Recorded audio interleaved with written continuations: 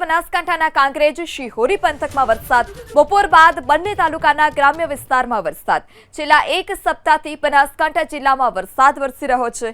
વરસાદથી બાજરી જુવાર સહિતના ખેતી પાકને ફાયદો થશે તો વહેલી સવારથી કાળા ડિબાંગ વાદળો છવાયેલા હતા અને બપોર બાદ એકાએક કાળા ડિબાંગ વાદળો ભારે પવન સાથે વરસાદ તૂટી પડ્યો।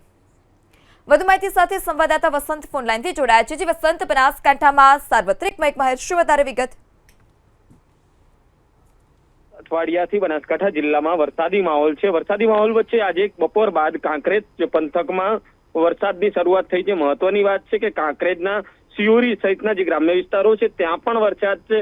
તો વહેલી સવારથી છૂટો છવાયો જિલ્લામાં વરસાદ છે। વાવ હોય, થરાદ હોય કે લાખણી હોય, તમામ જગ્યાએ છૂટો છવાયો વરસાદ જોવા મળી રહ્યો છે। મહત્વની વાત છે કે બપોર બાદ કાંકરેજ પંથકમાં ધોધમાર વરસાદથી પાણી ભરાવાની શરૂઆત થઈ છે। બાજરી હોય, જુવાર હોય, મગફળી હોય, એ તમામ પાકોને હાલ તો ફાયદો થશે। બદલ આભાર। તો બપોર બાદ જે વરસાદ છે તેની શરૂઆત થઈ, રસ્તા પરથી નદીઓ વહેતી હોય તેવા દ્રશ્યો, આ સાથે જ ખેતી પાકને ચોક્કસપણે ફાયદો થશે। મકાઈ, બાજરી, જુવાર સહિતના ખેતી પાકને ફાયદો થશે। તો બનાસકાંઠામાં સાર્વત્રિક મેઘમહેર જોવા મળી। છેલ્લા એક અઠવાડિયાથી જે અલગ અલગ વિસ્તારમાં છૂટાછવાયા વરસાદી ઝાપટા હતા, હજુ પણ હવામાન વિભાગની આગાહીને પગલે આવતીકાલથી જે વરસાદનું જોર છે તે વરસાદનું જોર વધવાનું છે અને હવામાન વિભાગની આગાહી વચ્ચે જ સાર્વત્રિક મેઘમહેર બનાસકાંઠામાં જોવા મળી।